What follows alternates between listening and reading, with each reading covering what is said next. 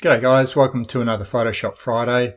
In this tutorial I want to run through and just show you how you should set Photoshop up for color management policies and how to set your color settings. So it's all pretty quick and easy, and the beauty is that once you've set it up the way I'm going to show you, it's set and forget. You just do it once and then you are all done.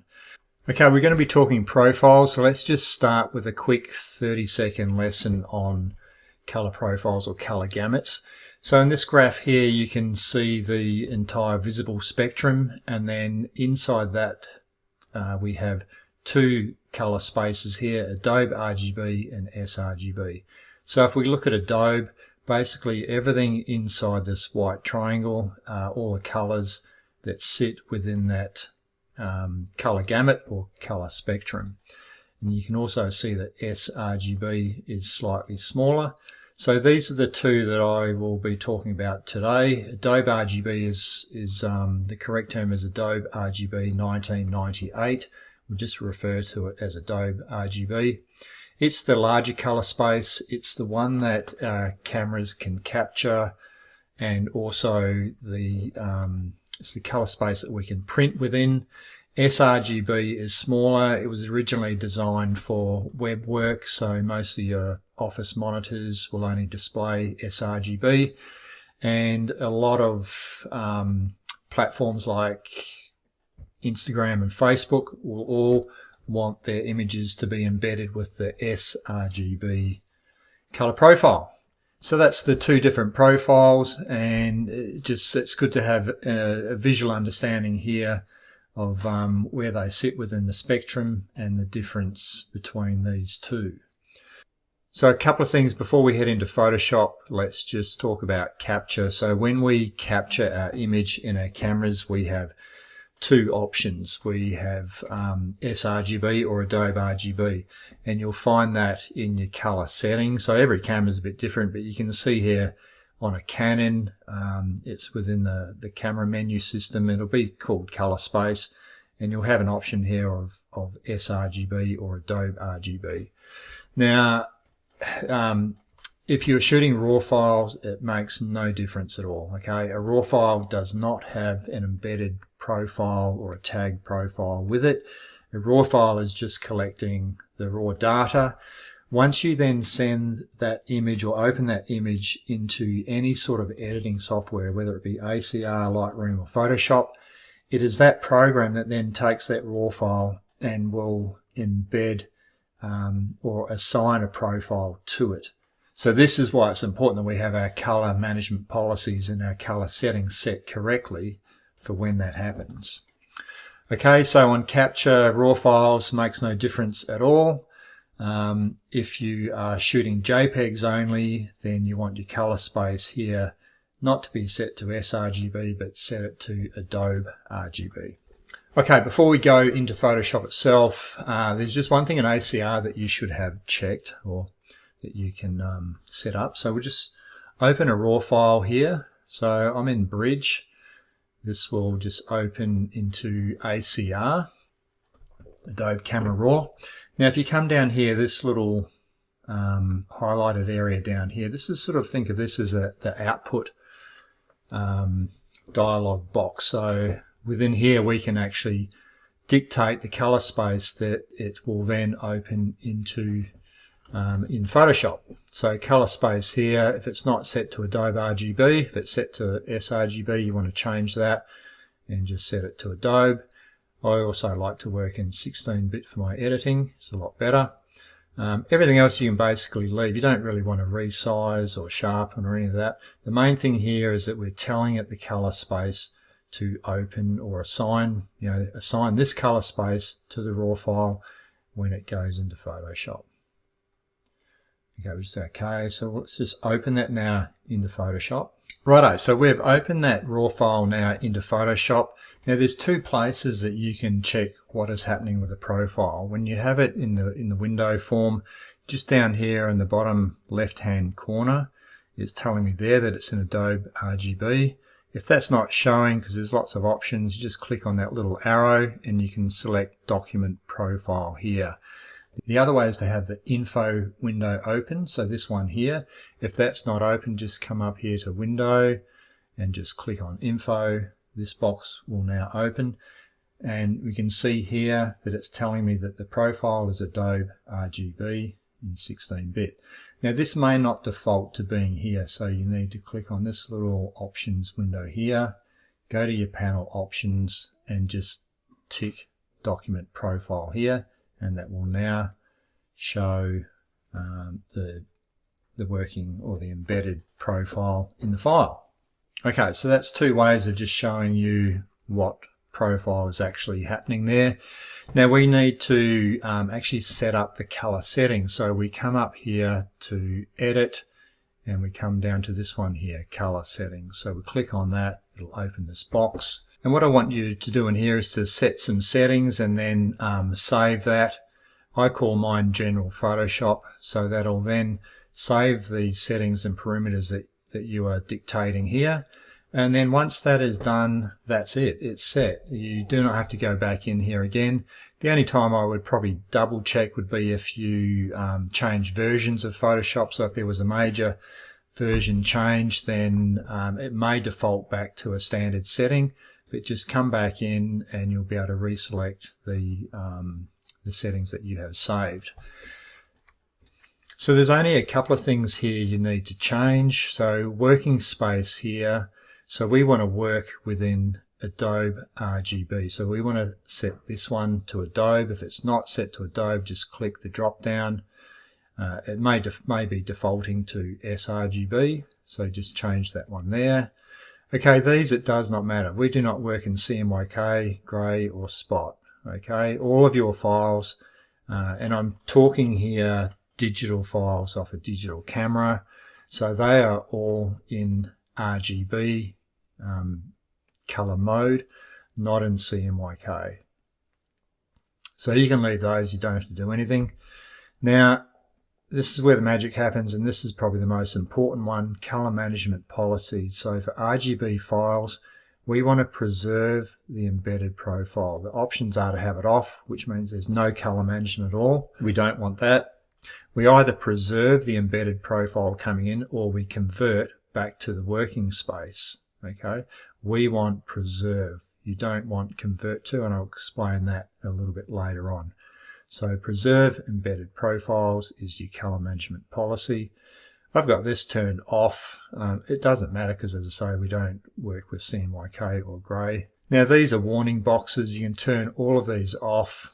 Okay, we've set this up to do a specific thing. We know what it's going to do, so we don't want warning boxes coming up telling us, you know, are you sure you want to do that? Because we are definitely sure what we want to do. Everything else on this side will just default to these settings, and you can just leave that as it is. So you would then go save. Okay, that'll take you to a little dialog box. It'll save it within Photoshop's internal folders, so you don't have to put it on a, into a folder anywhere. It'll save it there. You can name it. So I call mine General Photoshop, and then you're done. So it comes in here, okay, just to wherever it wants to go. You give it a name up here, and then you would save. I'm just going to cancel out of that because I've already done mine. So that is it. Your color settings are now done. They are set, and you do not ever have to change them or do anything different. Now, the only time we want to change a profile is when we want it in sRGB for web work or for social media like Instagram, etc., etc. So we can see this file here is in Adobe. So let's just say I made a smaller version of this and I want to convert this now to sRGB to save a copy of it, to put on my website or to send to social media. So we come back up here where we were before, edit, and we come down to this one here, convert to profile. Now I've got these color coded, and I'll show you how to do that at the end. Now we want convert to profile. We do not want a signed profile, and that's why I've got that in red and convert in green, because you may get a little bit confused later on. You go, oh, what did he say again? Do I assign it or do I convert it? Think of it this way. You assign a profile when there is no profile attached to the image. So that's going to be an untagged image, and you're probably only going to see an untagged image if it's coming from, say, a scanner. If you scan something and send it across to Photoshop, it may come in, or possibly will come in untagged. So that's when you would assign a profile. When we already have a profile assigned, we need to convert, and this is where color issues can happen. Let me just go assign and I'll show you what happens. So this is already got a profile assigned, and now if I hit, we want to convert it to sRGB, see that color shift? I'll turn that profile on and off. Okay, you'll get a color shift, and that's why you do not want to do this. You want to convert. Okay, so if you have been changing profiles and you're getting color shift, it's possibly because you've been doing it this way. So we want to go convert to profile. So we come up here and destination profile. We want to change that to sRGB. Okay, and then we've got a preview window here. No color shift. It will not change color. You won't lose anything. We go OK. Okay, we've converted that to sRGB. You can see now here it's saying that this file is now sRGB. Let's just save a copy of this to our desktop. Okay, we're going to just save it as a JPEG. When you save a document, it'll also come up here, embedded profile. Make sure that is ticked. It should default to being ticked. And we're just going to change the name to sRGB.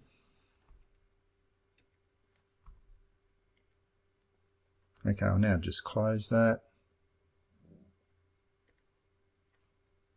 And I'll reopen it. So we'll reopen it here. Okay, so we've reopened this one. It's a file that is an sRGB.